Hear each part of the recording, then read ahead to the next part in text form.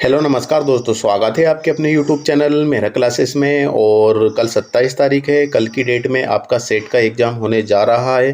हालांकि आप अपना एडमिट कार्ड डाउनलोड कर चुके होंगे, तो एडमिट कार्ड के साथ हमको कौन से आईडी प्रूफ लेके जाना है, तो आज की वीडियो में हम ये इंस्ट्रक्शन आपको बताने वाले हैं। और तो आगे बढ़ने से पहले आप सभी को मेरा क्लासेस की ओर से बेस्ट ऑफ लक, अच्छी तरीके से एग्ज़ाम देना। तो चलते हैं दोस्तों आगे की ओर। तो यहाँ पर आप देख सकते हैं दोस्तों कि मध्य प्रदेश राज्य पात्रता परीक्षा के प्रवेश पत्र पर अभी हम आपको लेकर आए हैं। और यहाँ पे आपका आवेदन क्रमांक, एप्लीकेशन नंबर, रोल नंबर, तो जो आपका एप्लीकेशन नंबर है, रोल नंबर है, ये हमको OMR सीट पर अच्छी तरीके से फिल करना है। कोई भी डाउट होने की कंडीशन में हम अपने जो इन्विजिलेटर होते हैं क्लास में, जिस टीचर की ड्यूटी लगी होगी, उनसे आप अच्छी तरीके से पूछ लेना। वो इंस्ट्रक्शन आपको सारे बताएंगे, इसके बाद ही सारी डिटेल फिल करना है। क्योंकि OMR सीट पर डिटेल गलत होने की कंडीशन में आपकी जो आंसर सीट है, OMR सीट है, वो चेक नहीं हो पाएगी। तो डिटेल गलत नहीं होना चाहिए।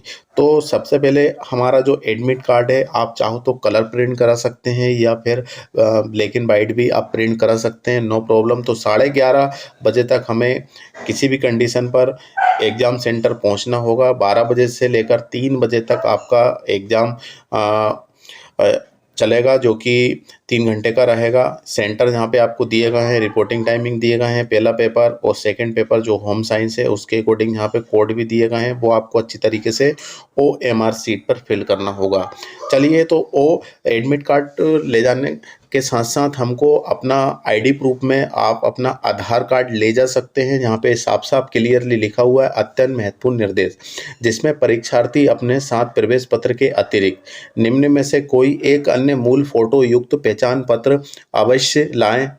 बिना मान्य पहचान पत्र की परीक्षा प्रवेश नहीं दिया जाएगा। ध्यान रखना, एडमिट कार्ड के अलावा आपको मतदाता परिचय पत्र हुआ, आधार कार्ड हुआ, पैन कार्ड हुआ, केंद्र शासन, राज्य शासन, सार्वजनिक क्षेत्र के उपक्रम, स्थानीय निकाय, अन्य नियोक्ता द्वारा जारी फोटोयुक्त सेवा पहचान पत्र, पासपोर्ट, फोटोयुक्त बैंक पासबुक, शिक्षण संस्थान में अध्ययनरत परीक्षार्थियों के मामले में शिक्षण संस्था के प्रमुख द्वारा जारी फोटो पहचान पत्र, ड्राइविंग लाइसेंस, राजपत्रित अधिकारी द्वारा प्रमाणित नवीनतम फोटोयुक्त परिचय पत्र ले जा सकते हैं। तो आप अपना आधार कार्ड हुआ या फिर पहचान पत्र, वोटर आईडी जिसको बोलते हैं, आप ले जा सकते हैं। जैसे कि आधार कार्ड में किसी किसी के नाम अलग रहते हैं। जैसे कि हम बात करें कि शादी हो जाने के बाद सरनेम थोड़ा चेंज हो जाता है किसी किसी का, तो आप ले जा सकते हैं, आपको एंट्री मिल जाएगी। आप बता सकते हैं कि हमारी मैरिज हुई है, इस कंडीशन में यहाँ पे हुआ है। बाकी पुराना आपका पहचान पत्र है या फिर आपका आधार कार्ड है, तो वो भी ले जा सकते हैं। मतलब आपका जो एडमिट कार्ड में जो नाम है, वही आपका आधार कार्ड में होना चाहिए, वही पहचान पत्र में होना चाहिए, डेट ऑफ बर्थ सेम होना चाहिए। ये कंडीशन में आप इसको ले जा सकते हैं। दूसरे नंबर पर आप देख सकते हैं कि परीक्षार्थी परीक्षा के निर्धारित समय से 1 घंटे पूर्व परीक्षा केंद्र में पहुंचे। परीक्षा कक्ष में 11:30 AM पर प्रवेश प्रारंभ होगा। परीक्षा प्रारंभ होने के 5 मिनट पूर्व 11:55 AM पर परीक्षा कक्ष में प्रवेश बंद कर दिया जाएगा। तो ध्यान रखना, 11:55 पर जो गेट है एंट्री वाला, वो बंद कर दिया जाएगा। इसके बाद आप यदि पहुंचते हैं तो आपको एंट्री नहीं मिलेगी। तो 11:30 बजे तक किसी भी कीमत पर आपको अपना जो एग्ज़ाम सेंटर है वहाँ पे पहुँचना होगा। आज जी, यदि आपको पता नहीं है तो किसी से पूछ सकते हैं, लोकेशन चेक कर सकते हैं, और ज़्यादा दूर है तो आप अपना एक बार सेंटर भी जाकर देख सकते हैं। तीसरे नंबर पर यहाँ पे आप देख सकते हैं कि परीक्षार्थी परीक्षा कक्ष में उपस्थित पत्रक पर हस्ताक्षर करेंगे एवं निर्धारित स्थान पर अपने बाएं हाथ के अंगूठे का अथवा बाएं हाथ का अंगूठा न होने पर दाएं हाथ के अंगूठे का निशान अवश्य लगाएं। तो ये इन्विजिलेटर जो ड्यूटी लगी होती है उनका काम है, वो आपको करा लेंगे, नो प्रॉब्लम। इससे आपको कोई दिक्कत नहीं होना चाहिए। इसके बाद जो इंस्ट्रक्शन और दिए गए हैं उसको हम थोड़ा सा नीचे समझते हैं। यहाँ पे आप देख सकते हैं दोस्तों कि परीक्षार्थी हेतु महत्वपूर्ण निर्देश, परीक्षा हॉल कक्ष में किसी प्रकार के संचार उपकरण जैसे mobile phone, smart watch, earphone तथा किसी भी प्रकार का कैलकुलेटर आदि पूर्णतः प्रतिबंधित रहेंगे। आप हमारे पास कमेंट भी कर रहे हैं कि सर कैलकुलेटर ले जा सकते हैं क्या? नहीं, मैथ्स के स्टूडेंट भी कैलकुलेटर नहीं ले जा सकते हैं। यहाँ पे साफ साफ क्लियरली लिखा हुआ है कि ये सभी पूर्णतः प्रतिबंधित है। परीक्षा हॉल कक्ष में परीक्षार्थी के पास पेंसिल, रबर, व्हाइटनर, मोबाइल किसी प्रकार का संचार उपकरण होने पर अनुचित साधन के प्रयोग का प्रकरण दर्ज किया जाएगा। उक्त परीक्षार्थी में सम्मिलित होने वाले परीक्षार्थी की परीक्षा पूर्व सघन जांच की जाएगी। इस हेतु परीक्षार्थियों की सूचना हेतु वर्जित वस्तु की जानकारी निम्नानुसार प्रकाशित की जा रही है। तो जो वर्जित है मतलब जिनको नहीं ले जाना है उसको यहाँ पे सूची दी गई है। तो आपको अपना एडमिट कार्ड, सबसे इम्पोर्टेंट एडमिट कार्ड, आपका आईडी प्रूफ में आपका आधार कार्ड हो गया, पहचान पत्र हो गया, या फिर आपका पैन कार्ड हो गया, पासपोर्ट हो गया, जो कि आपका नाम एडमिट कार्ड में है वही ले जा सकते हैं, जिसमें आपका फ़ोटो हो और नाम मैच हो और आपकी डेट ऑफ बर्थ मेंशन हो, ये आप ले जा सकते हैं। इसके साथ आपको ब्लैक जो बालपोन पेन होती है उसको भी आपको लेके जाना है, क्योंकि पता ही है कि OMR सीट ऑफलाइन मोड से आपका एग्ज़ाम हो रहा है, तो वहाँ पे सर्कल करना होगा पूरी तरीके से। और इसके रिगार्डिंग जैसे कि जो आंसर होते हैं उसके 4 ऑप्शन होंगे, तो उसमें कभी कभी हम एक ऑप्शन चूज़ कर लेते हैं और बाद में पता चलता है कि इसका ऑप्शन ए नहीं है, सी है, तो फिर बाद में हम इसको तो उसको ऑप्शन को हम चेंज करना चाहेंगे, जैसे कि ए लगा दिया, फिर इसके बाद हम हो सकता है कि सी वाला ऑप्शन लगता है कि सही है, तो ऐसी कंडीशन में 2 सर्कल बना देते हैं। तो ऐसा हमको नहीं करना है, क्योंकि दोनों के ही मार्क्स हमको नहीं मिलेंगे, ए हो या फिर सी हो। तो जो भी करना है सोच समझ के आंसर को चूज़ कीजिएगा, क्योंकि 2 सर्कल यदि आपने करते हैं तो आपका आंसर चेक नहीं हो पाएगा, क्योंकि ये स्कैन होती है OMR सीट और उसमें 2 सर्कल आपके आंसर दिखेंगे, तो ये आपका चेक नहीं होगा। तो इस बात का ध्यान रखना। तो यहाँ पे वर्जित वस्तुएं मतलब जिनको नहीं ले जाना है, तो परीक्षा में इलेक्ट्रॉनिक डिवाइस का प्रयोग रोकने के लिए परीक्षार्थी परीक्षा कक्ष में जूते मोजे पहनकर प्रवेश वर्जित होगा। तो जूते मोजे पहनकर नहीं आना है, नॉर्मली आप स्लीपर पहनकर जा सकते हैं। परीक्षार्थी चप्पल व सैंडल पहनकर आ सकते हैं। चेहरे पर ढककर परीक्षा कक्ष में प्रवेश वर्जित होगा। एसेसरीज जैसे बालों को बांधने का क्लचर, बक्कल, घड़ी, हाथ में पहने जाने वाले मेटेलिक चमड़े के कमर में पहने जाने वाले बेल्ट, धूप में पहने जाने वाले चश्मे, पर्स, वॉलेट, टोपी आदि वर्जित रहेंगे। तो ये आप पहनते हैं, यूज करते हैं, तो आपको एग्ज़ाम में इनको पहन के नहीं जाना है। परीक्षार्थी दूसरे नंबर पर आप देखिए, परीक्षार्थी में प्रवेश पाने के लिए प्रवेश पत्र को अनिवार्य रूप से साथ लाएं, ये तो ऑलरेडी आपको पता ही है। तीसरे पॉइंट पे आप देखेंगे, कृपया ध्यान रखें, राज्य पात्रता परीक्षा मध्य प्रदेश लोक सेवा आयोग द्वारा रोजगार एवं निर्माण में प्रकाशित राज्य पात्रता परीक्षा 2022 के विज्ञापन क्रमांक 1 सेट परीक्षा 2023 दिनांक 8/1/2023 से संबंधित जारी विज्ञप्ति शुद्धिपत्र के अंतर्गत संपादित की जा रही है। ठीक है, ये तो पॉइंट है जो कि संबंधित नोटिफिकेशन के अकॉर्डिंग हुआ है। चौथे नंबर पर अपने प्रवेश पत्र की सुरक्षा के लिए आप स्वयं जिम्मेदार हैं तथा परीक्षार्थी प्रवेश पत्र की एक प्रति स्वयं अपने पास सुरक्षित रखें। यदि किसी अन्य व्यक्ति द्वारा परीक्षा में प्रवेश पत्र का उपयोग किया जाता है तो ये सिद्ध करने का दायित्व आपका होगा कि आपने अन्य व्यक्ति की सहायता नहीं ली है। तो आप अपना जो प्रवेश पत्र है उसको एक संभाल के भी रखना है और 2 कॉपी भी कर लेना है। यदि गुमने की स्थिति में तो 1 कॉपी अपने पास रखना है और 1 आपको लेके भी जाना है। 5वें नंबर पर परीक्षार्थी में आपकी उम्मीदवारी सर्वथा प्रावधिक है। चयन के किसी स्तर पर यदि ये पाया जाता है कि आपने आयोग की कोई सारभूत जानकारी छुपाई है या आप अनर्ह पाए जाते हैं तो आपकी उम्मीदवारी समाप्त की जाएगी। तो ये फॉर्म भरने से पहले यह इंस्ट्रक्शन हमें पता चल चुका था कि कोई भी इन्फॉर्मेशन हम गलत फिल करते हैं, गलत जानकारी देते हैं और वो गलत साबित हो जाती है तो उसकी जिम्मेदारी सिर्फ हमारी रहेगी और हमारी जो योग्यता है वो समाप्त भी कर दी जाती है। 6वें पॉइंट पे परीक्षा कक्ष में निर्धारित अनुक्रमांक पर ही बैठें एवं समस्त कार्य काले डॉट पेन से ही करें। तो यहाँ पे क्लियरली मेंशन दिया है कि आपको ब्लैक बॉल पेन ही यूज करना है और ये आपको लेके जाना है, वहाँ पर आपको नहीं मिलेगा। और 7वें पॉइंट पर आप देखें, OMR सीट पर पेंसिल, रबर एवं वाइटनर का प्रयोग पूर्णतः प्रतिबंधित है। परीक्षार्थी पूर्णतः सोच समझकर OMR सीट में उत्तर दर्ज करें। एक बार दिए गए उत्तर को किसी भी प्रकार से बदलने की प्रयास पूर्णतः वर्जित रहेगा। तो जो हम इसमें लिखा है वो ऑलरेडी हम बता चुके हैं। एक बार यदि हम कोई ऑप्शन चूज कर लेते हैं तो बदलना मुश्किल है, मतलब वर्जित है पूरी तरीक़ा से, ये चेंज नहीं कर सकते हैं। 8वें पॉइंट पर हम देखेंगे कि परीक्षार्थी अपने ओएमआर सीट के कक्ष के विकक्ष हाथ में ही सौंपें एवं उनकी अनुमति पश्चात ही कक्ष छोड़ें।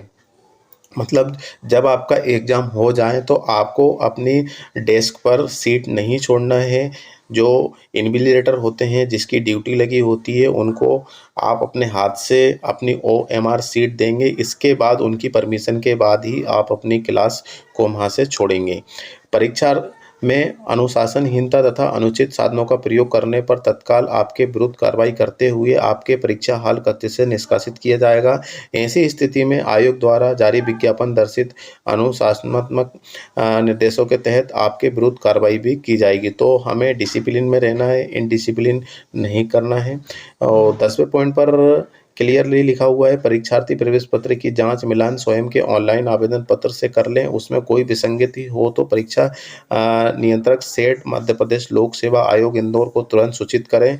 इसके बाद 11वें पॉइंट पर ओएमआर सीट में केवल निर्धारित स्थान पर अनुक्रमांक अंकित करें। अन्य किसी स्थान पर अनुक्रमांक, नाम अथवा अन्य कोई पहचान चिन्ह बनाए जाने पर ओएमआर सीट का मूल्यांकन नहीं किया जाएगा। तो ध्यान रखना, ओएमआर सीट पर जो डिटेल्स हमसे मांगी गई है उसी लोकेशन में हमें फिल करना है। अदर जगह पर यदि कोई भी आप अपनी डिटेल फिल करते हैं तो आपकी जो ओएमआर सीट है वो उसका मूल्यांकन नहीं होगा, मतलब वो चेकिंग नहीं होगी। 12वें पॉइंट पर हम देखेंगे कि जिन परीक्षार्थियों के ऑनलाइन आवेदन पत्र के अनुसार ऑनलाइन प्रवेश पत्र में उसके फोटो तथा हस्ताक्षर स्पष्ट नहीं है, अनुपलब्ध है तथा त्रुटिपूर्ण है, ऐसे परीक्षार्थी निम्न प्रक्रिया का अनुसरण करें। जैसे कि बाई चांस किसी का फोटो नहीं दिख रहा है या फिर सिग्नेचर नहीं दिख रहा है तो उनको क्या करना है, में आप देख सकते हैं अपने ऑनलाइन प्रवेश पत्र विहित स्थान पर अपना फोटो चिपका कर उसके अपने हस्ताक्षर करें अथवा फोटो आवंटित परीक्षा केंद्र अध्यक्ष से प्रमाणित कराएं। तो यहाँ पे ध्यान रखना है, यदि फोटो या साइन नहीं दिख रहा है तो आप अपना फ़ोटो वहाँ पे पेस्ट करें, साइन करें और जो यहाँ पर आपकी ड्यूटी मतलब सेंटर दिया गया है वहाँ का जो अधीक्षक है, केंद्र अध्यक्ष है, उनसे ये वेरीफाई करा लें और इसके बाद वहाँ पर आपको एंट्री मिल जाएगी। बी नंबर पर आप देखेंगे कि अपनी फ़ोटो की एक प्रति साथ ले जाएं। उक्त फ़ोटो के पीछे अपना नाम, एप्लीकेशन नंबर, अनुक्रमांक अंकित करें। एक और हाँ ध्यान रखना, फ़ोटो ज़रूर लेके जाना है आपको और उसके पीछे अपना नाम लिखना है, एप्लीकेशन नंबर लिखना है और डेट ऑफ बर्थ भी फिल करना है। सामने आप देख सकते हैं अपने साथ अपने आवेदन पत्र की रसीद प्रति फॉर्म जमा करते समय प्राप्त हुई ले जाएं तथा मांगे जाने पर अधीक्षक को प्रस्तुत करें। ये कौन सी कंडीशन में है, जब आपकी फ़ोटो नहीं दिखती है या सिग्नेचर नहीं दिखते हैं तो आपके जो एप्लीकेशन फॉर्म है, एडमिट कार्ड है और आपका जो फ़ोटो है ये सब लेके जाना है ताकि वेरीफाई करने में कुछ प्रॉब्लम ना हो। 13 में आप देखेंगे प्रश्न पत्र में किसी प्रकार की त्रुटि होने पर परीक्षार्थी अपने आपत्ति परीक्षा नियंत्रक सेट मध्य प्रदेश लोक सेवा आयोग के प्रमाण के 7 दिवस की अवधि में प्रस्तुत कर सकते हैं। कोई डाउट है, कोई चैलेंज करना चाहते हैं तो आप 7 दिनों के अंदर अंदर एग्जाम के बाद आप कर सकते हैं।